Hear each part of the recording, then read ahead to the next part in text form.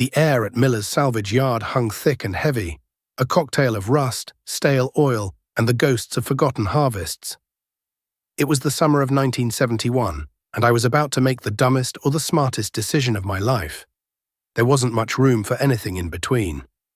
My father had been in the ground for 6 months, leaving behind a wife, a son, and 160 acres of land that was bleeding money faster than a stuck hog. The bank, personified by a man named Mr. Abernathy, who smelled of cheap cigars and disappointment, had made it clear, catch up on the note, or the auction sign goes up on the county road. And there I was, Silas Black, 24 years old with hands already calloused like old leather, staring at 10 tons of useless American iron. It was an Alice Chalmers HD6G, a crawler loader from the mid-50s, though calling it a loader was generous. The bucket was bent like a dog-eared page, the lift arms were frozen solid with rust, and the tracks hadn't turned since the Johnson administration. It sat slumped in a corner of the yard, weeds growing up through the sprockets, its faded Persian orange paint blistered and peeling, revealing the dark, pitted steel beneath. It looked less like a machine and more like a monument to failure. "You're not seriously looking at that thing, are you, Silas?" The voice cut through the quiet hum of the cicadas. It was Earl Thompson. Of course it was Earl. He'd driven up in his brand-new Ford F-250, the one with the Ranger package and the chrome that gleamed so bright it hurt your eyes. He leaned against the fender, arms crossed over his chest, a smirk playing on his lips. Earl had inherited his father's place, same as me, but the similarities ended there. He farmed with the bank's checkbook, trading in iron every 2 years, whether it needed it or not. He was already working 1,000 acres, most of it rented, all of it leveraged to the hilt. "Just lookin', Earl," I said, my voice flat. I ran a hand over the cold steel of the dozer's trackpad. It felt like a gravestone. "Lookin's free, I suppose," he chuckled. "But old man Miller's gonna want cash for that heap. Scrap prices up, you know. Probably get $400 just melting her down." He spat a stream of tobacco juice near my boot. "What in God's name would you do with it anyway? You ain't got enough good land to need a dozer, and you sure as hell don't have the time or money to fix that relic." He wasn't wrong. The farm was struggling. Dad had been a good farmer, but a bad businessman. He trusted handshakes and good weather, and the world had started demanding signed contracts and irrigation. We had a John Deere 4020, a 68 model that was our main workhorse. It was paid for. A reliable Farmall M for lighter work, the first tractor Dad ever bought new, also paid for. Everything else was a patchwork of aging equipment that I spent more time welding than running. The problem wasn't the equipment I had, it was the land. 40 acres on the backside of our property was a tangled mess of scrub oak, granite boulders, and gullies that washed out with every hard rain. It was useless pasture at best. Dad had always talked about clearing it, one day. But one day never came. That land was my only hope. If I could clear it, level it, and get it into production, I'd have another 40 acres of tillable ground. 40 acres of corn, at $2 a bushel and 100 bushels to the acre, was $8,000. It was enough to get the bank off my back and give me some breathing room.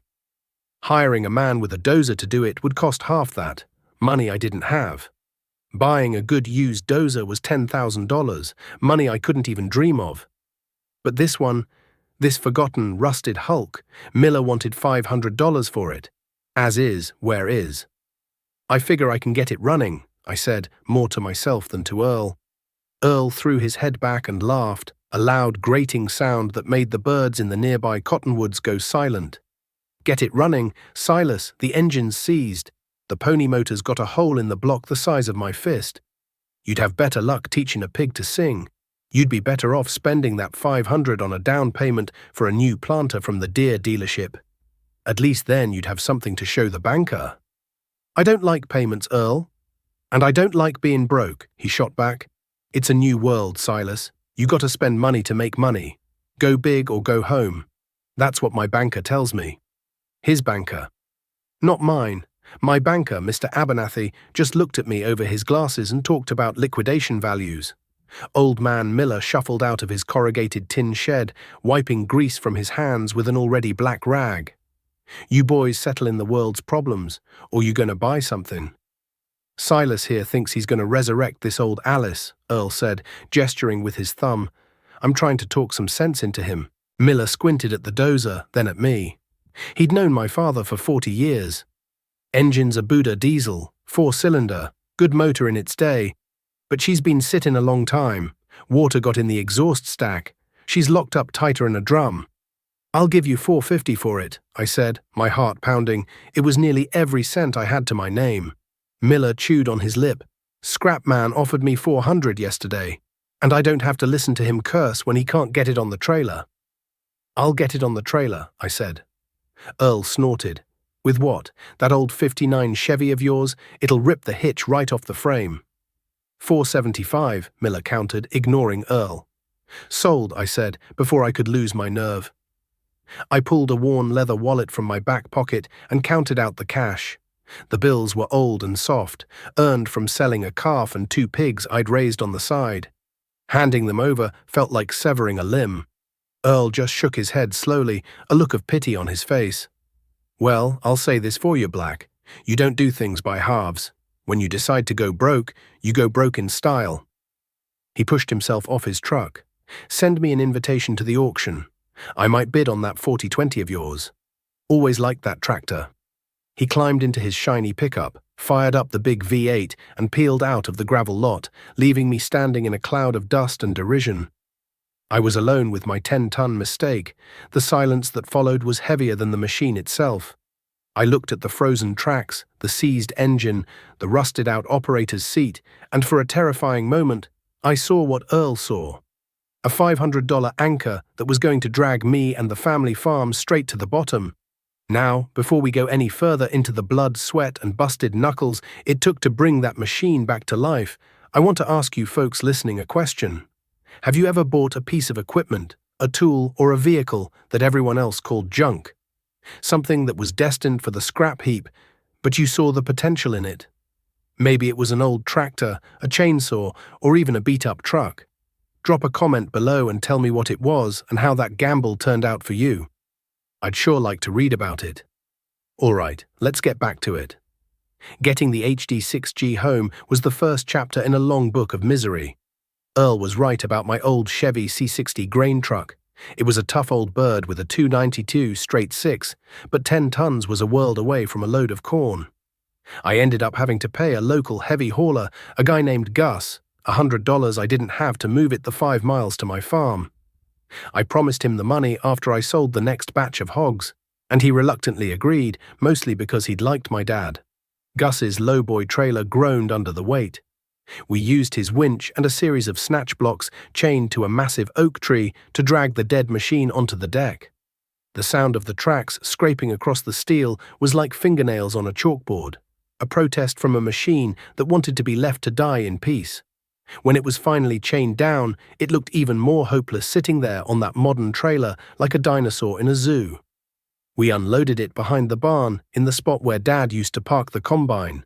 It sank a few inches into the soft dirt and then settled, looking permanent and immovable. For the first week, that's all I did. Look at it. I'd circle it in the morning with my coffee, and I'd stare at it in the evening after chores, the setting sun glinting off the patches of steel where the paint had flaked away.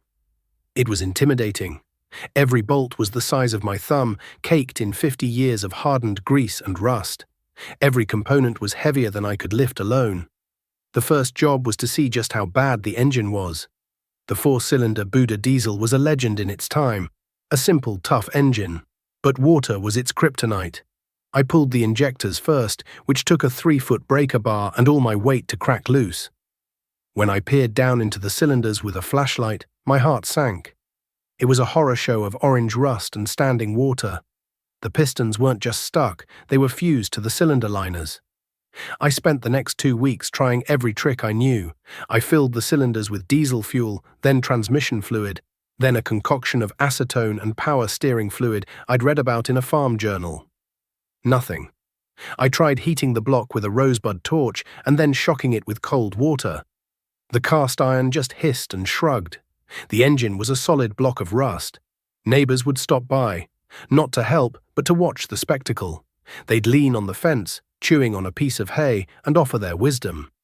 Shoulda just bought a case of dynamite, Silas. Be quicker. Or, Earl Thompson's looking for a hired hand. Pays pretty good, I hear. It was like being the town fool, and my stage was my own backyard. Defeated on the engine, I turned my attention to the rest of the machine. If I was going to get this thing to move, I needed to free up the steering clutches and the tracks. The cab floor was rusted through, so I cut it out with a torch, giving me access to the transmission and clutch housing. It was a filthy, greasy job. I lay on my back in the dirt, with rust and dead spiders raining down on me, turning wrenches until my knuckles were raw and bloody. I discovered the steering clutches were indeed frozen. The plates rusted into a single useless lump. That meant splitting the machine. Using a set of chain hoists rigged to the barn rafters and a collection of hydraulic jacks, I began the slow, terrifying process of separating the transmission from the main frame. The bolts fought me every inch of the way. I broke 3 wrenches and rounded off more bolt heads than I could count. Each night I'd stumble into the house, my clothes black with grease, my body aching in places I didn't know could ache. My mother would have a plate of food waiting for me, her face a mask of worry. She never said a word against the dozer, but I could see the fear in her eyes. She was watching her son wrestle with a monster, pouring his time and the farm's last pennies into a pile of junk while the weeds grew in the fields. One afternoon, Earl drove by again, this time in his new International Harvester 1466, the turbo whining like a banshee. The cab was air-conditioned, I could see. He had the radio on. He slowed down, saw me lying under the half-disassembled dozer, covered in filth, and just shook his head with that same pitying smirk. He gave a little wave and then powered down the road, leaving me in another cloud of dust, feeling smaller than ever. That night I almost gave up. I sat on the back porch, staring at the dissected machine, and thought about calling the scrap man. It was too much. The farm needed me, the corn needed spraying, the fences needed mending. And I was wasting my life on a fool's errand. But then I thought of my father. I thought of him getting up every day before dawn, working until long after dusk, never complaining. He never backed down from a challenge. And I thought of Earl's smug face and the whispers from the neighbors. A different kind of feeling started to burn in my gut, a hot, stubborn pride. I wasn't going to let them be right. I wasn't going to fail. The next morning, I was back under that dozer before the sun came up, a new determination hardening my resolve. I found a used engine at a salvage yard 2 counties over, out of an old Alice Chalmers motor grader. It was the same Buddha diesel. The owner said it ran when it was parked, but that had been 10 years ago. It was another gamble, but it was the only one I had. I traded him my father's old arc welder and $50 for it. Bringing that engine home, I felt a flicker of something I hadn't felt in a long time: hope. It took me the rest of that summer and well into the fall to get the new engine in and the steering clutches rebuilt.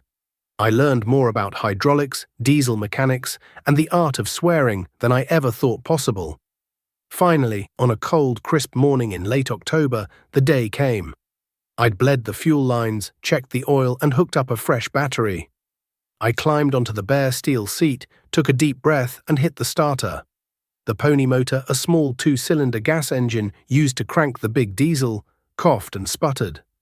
I worked the choke, and after a few tries, it barked to life, filling the quiet morning with its popping, frantic rhythm.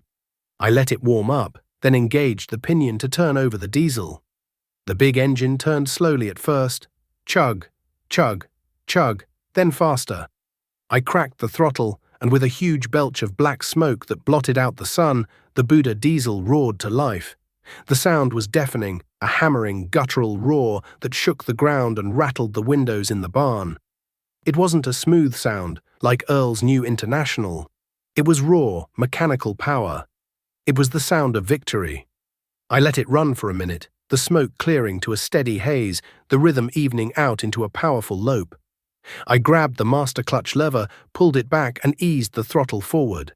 With a groan of protesting steel, the 10-ton machine lurched forward, carving 2 deep ruts in the dirt. It moved. It actually moved.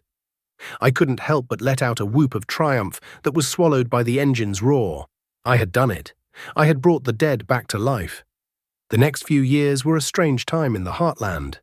The early 70s brought a wave of prosperity nobody saw coming. In 1972, the Soviets, facing a disastrous wheat harvest, secretly bought nearly a quarter of the US grain crop.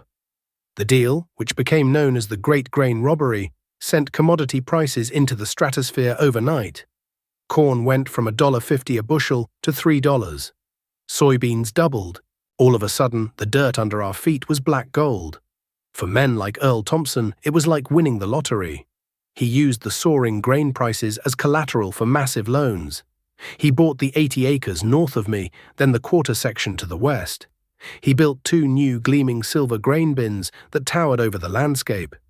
He traded in the 1466, which was barely 3 years old, for a brand new 4-wheel drive Steiger Panther II, a monstrous green tractor that cost more than my entire farm was worth. He was the poster boy for the new age of farming. He was featured in the county newspaper, standing in front of his new combine, talking about expansion and efficiency. "You can't be afraid to use the bank's money," he was quoted as saying. "In this business, you get big or you get out." And then there was me. I didn't get big. I didn't get out. I just got to work. That winter, after the harvest was in, I fired up the old Alice Chalmers dozer every single morning. The roar of that Buda diesel became the new soundtrack of the farm. I started on the back 40, the worthless scrubland that had been my motivation. The work was brutal, the ground was frozen solid, and the dozer fought for every inch. I'd hit rocks the size of a kitchen table, jarring my teeth and sending shockwaves through the machine's frame. I spent my days in a cloud of diesel smoke and my nights welding cracked push arms and replacing broken bolts. But slowly, painstakingly, the land began to change. I pushed over scrub oak and hickory, piling them into massive burn piles that lit up the night sky. I used the loader bucket, which I'd straightened and reinforced with 1/4-inch steel plate, to dig out the granite boulders, dragging them to the edge of the property to form a new fence line. I filled in the gullies, reshaping the contours of the land, creating long, gentle slopes where water would run off instead of erode. While Earl was signing papers at the bank, I was clearing land. While he was talking to salesmen about new features, I was learning the unique character of my dozer. The way the left steering clutch would grab if you didn't warm it up just right. The specific growl the engine made when it was under a heavy load. I wasn't making headlines. In fact, most people thought I was crazy. They'd see Earl's fleet of new equipment rolling down the road, and then they'd see me, a lone figure on a noisy, smoking ancient machine, wrestling with a piece of ground nobody had ever wanted. They saw Earl's success as a sign of the times, and my stubborn labor as a sign of my failure to adapt. I was the fool on the hill, playing in the dirt while the gold rush passed me by. By the spring of '74, I had cleared all 40 acres. It was rough, but it was open. I spent that spring picking rocks by hand, walking every square foot of that new field with a stone boat hitched to the old Farmall M. That fall, I planted it in winter wheat. The next summer, when that wheat grew tall and golden, it was the most beautiful sight I had ever seen. It wasn't just a crop, it was proof. It was 40 acres of productive land that didn't have a lien on it. Land that I hadn't borrowed a penny to create. My net worth hadn't skyrocketed like Earl's. I still drove the same old truck. I still used the 40/20 for my main field work, but for the first time the farm was solidly in the black. I paid off the last of my father's operating note. I had money in the bank, not a lot, but it was mine. I was free. Still, the world saw it differently. Earl was the success story. I was the oddity, the throwback. At the co-op, the talk was all about expansion, about interest rates being a small price to pay for progress. Inflation was starting to creep up, eating away at savings, and the common wisdom was to borrow heavily, because you'd be paying the loans back with cheaper dollars tomorrow. It made a certain kind of sense. One evening, I ran into Mr. Abernathy, the banker, at the town cafe. He was older now, his hair completely white. He sat down across from me in the booth. "Silas," he said, stirring his coffee, "I see what you're doing out there. Clearing that land with that old machine. You've done a fine thing." "Trying to," I said. He took a sip of his coffee and looked at me over the rim of the cup. "I've also seen what Earl Thompson and a dozen others like him are doing. They're borrowing money like it's going out of style. The PCA is throwing it at them. They're bidding up the price of land to levels we've never seen before." He leaned in a little closer, his voice dropping. "I've been in this business for 40 years, son. I saw the run-up after the Second War, and I saw what happened after. Let me tell you something. Trees don't grow to the sky, and interest rates don't stay at 6% forever. What goes up," he said, tapping his spoon on the table for emphasis, "must come down, and the higher it goes, the harder it falls." That night I couldn't sleep. I walked out to the barn and stood before the old Alice Chalmers dozer. It was quiet now, covered in a fine layer of dust, a few dents and fresh welds scarring its old paint. It looked ancient and powerful under the single bare bulb hanging from the rafters. I looked across the fields, toward the distant glow of Earl Thompson's yard lights, illuminating his massive bins and his new machinery shed. He was living in a different world, a world of easy credit and endless growth. I was standing in mine, a world of paid-for steel and hard-won dirt. And for the first time I felt a deep, chilling premonition that a storm was coming, and not everyone was going to have a place to take shelter. The good years, as everyone later called them, lasted just long enough to make a man feel invincible. By the late 70s, the price of corn and beans had softened from their peak, but land values continued their relentless climb. It was a strange kind of math, one that didn't seem to add up on paper, but felt real every time you drove past a farm auction and saw land selling for $3,000 an acre. Land that had been $1,000 an acre just 5 years before. The logic was simple and seductive. Buy more land today because it will be worth more tomorrow. Your net worth was growing even while you slept. Earl Thompson was the king of this new math. His operation had swelled to over 2,000 acres. He'd built a new house on a hill overlooking the valley, a sprawling ranch-style home with a 2-car garage and a paved driveway. His equipment lineup was a rolling advertisement for every major manufacturer. He had the Steiger Panther, 2 new John Deere 8640 4-wheel drives, and a fleet of Gleaner combines with air-conditioned cabs and stereo systems. His success was loud, shiny, and undeniable. My own farm remained stubbornly unchanged. I was still farming my original 160, plus the 40 acres I had carved out of the wilderness with the old Alice. I'd made good money during the boom, but instead of borrowing against it, I'd used it to improve what I had. I put up a new machine shed, a simple pole barn I built myself with the help of a few neighbors. I tile-drained the low spots in the west field. Work I did myself, hiring a backhoe for a week and laying the plastic pipe by hand. And I maintained my equipment with meticulous care. The 4020 got a complete engine overhaul, which I did in my own shop over one long winter. The old dozer got a new set of track pads I found at a salvage auction. I was building equity, not debt. The first sign of trouble, the first tremor before the earthquake, came not from the bank, but from the sky. The summer of 1980 was hot and dry. The corn curled up its leaves by midday, the soybeans stalled in their pods, and the pastures turned a brittle shade of brown. The rain just wouldn't come. Then, in January, President Carter announced a grain embargo against the Soviet Union. The bottom fell out of the market overnight. Corn prices plummeted by $1 a bushel. The squeeze began. Farmers who had borrowed against $3 corn now had to pay those loans back with $2 corn. At the co-op, the mood soured. The confident talk of expansion was replaced by hushed, worried conversations about cash flow and operating notes. One afternoon that spring, I was cultivating my corn with the 4020 when I saw Earl's big Steiger sitting silent in the middle of his field across the road. It had been there for 2 days. I finished my row, shut down the deer, and walked over. Earl was sitting on the ground, leaning against one of the massive tires, staring at a puddle of hydraulic fluid that had stained the dark earth. He looked tired. The usual smirk was gone, replaced by deep lines of worry around his eyes. "Trouble?" I asked. He sighed, running a greasy hand through his hair. Planetary drive on the right front axle went out. Took the main hydraulic pump with it. Dealer says the parts are on back order from Fargo. Might be 2 weeks. Might be a month. I whistled softly. "That's a big job." "Tell me about it," he said, his voice flat. "They quoted me $12,000 for the repair." $12,000. and I've got 500 acres of beans to get in the ground." He kicked at a clod of dirt. "This thing, it's not even 2 years old. You pay $150,000 for a tractor, you expect it to run." He looked over at my 4020, chugging away faithfully in the next field. "How do you do it, Silas? How do you keep that old junk running?" "It's simple enough that I can fix most of it myself," I said, "and the parts don't cost a fortune." It was the truth. 2 weeks earlier, the water pump had gone out on the Deer. I'd driven to the parts store, paid $60 for a new one, and had it back in the field in 3 hours.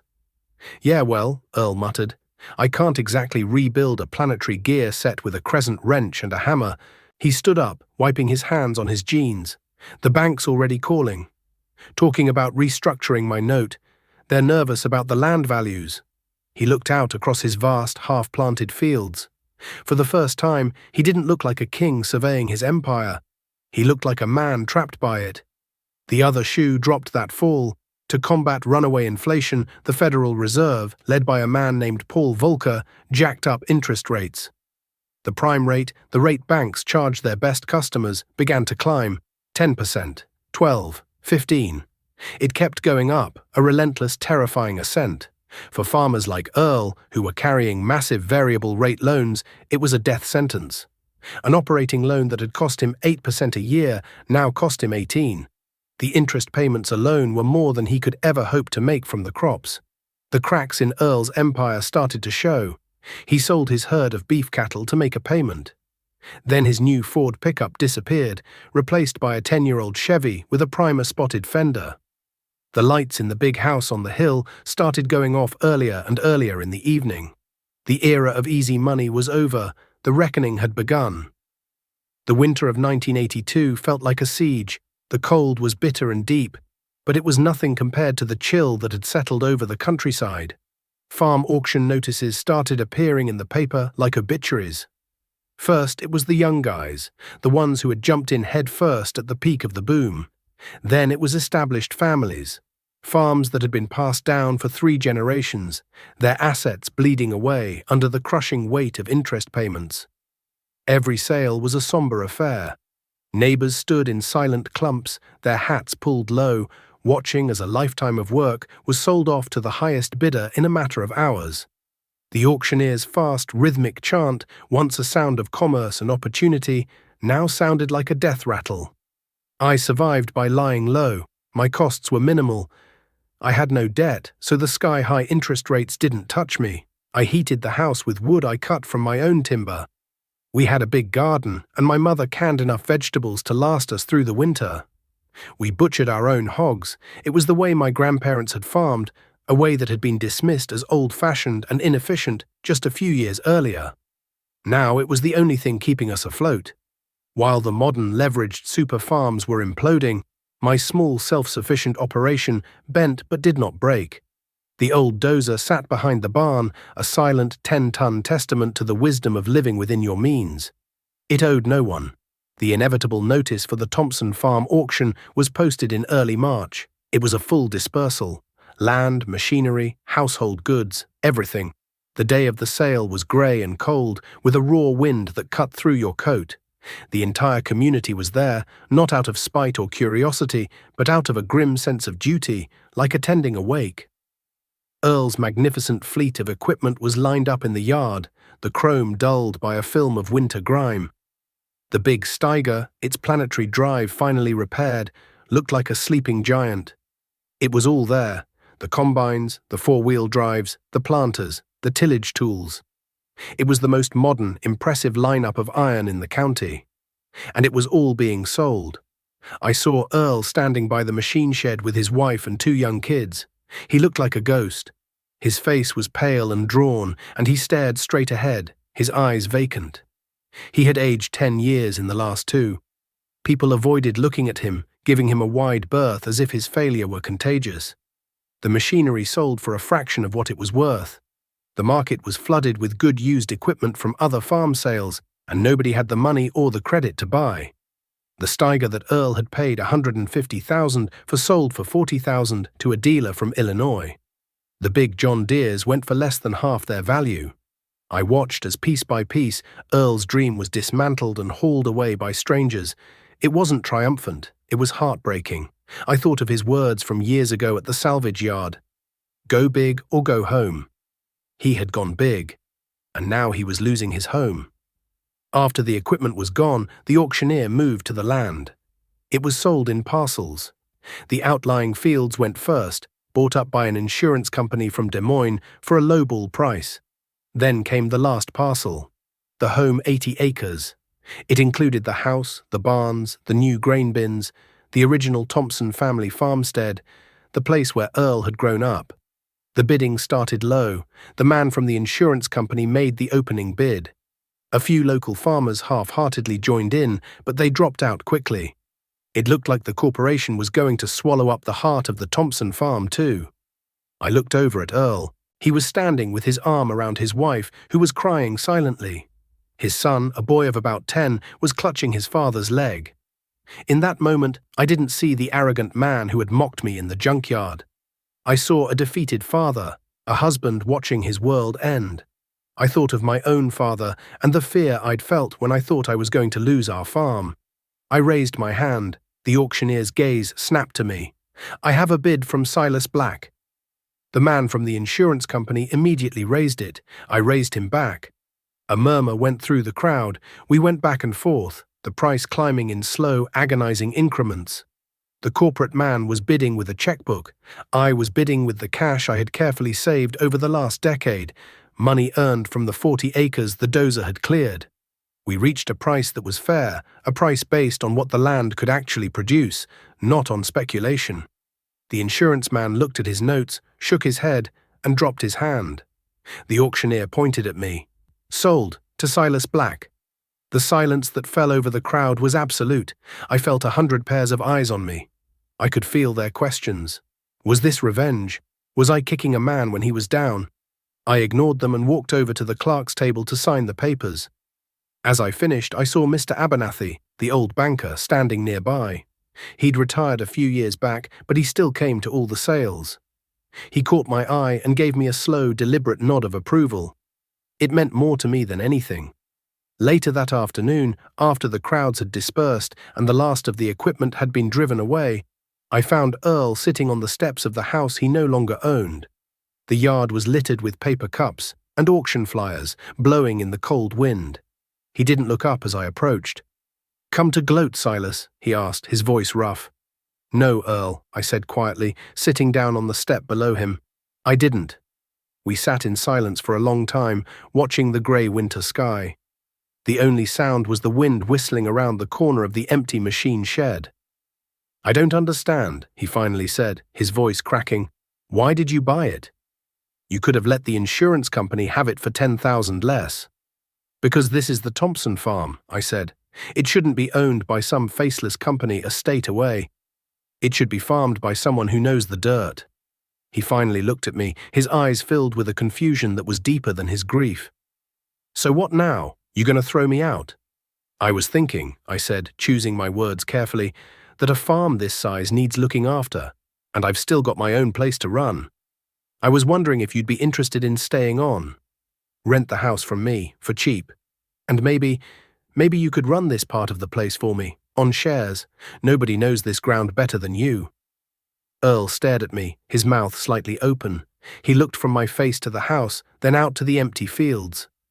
He was trying to process an act of grace when all he had been expecting was a final blow of judgment. He swallowed hard, and for the first time that day, a flicker of something other than despair appeared in his eyes. He couldn't speak. He just nodded, a slow, jerky motion. I stood up. "Think about it," I said. "Let me know."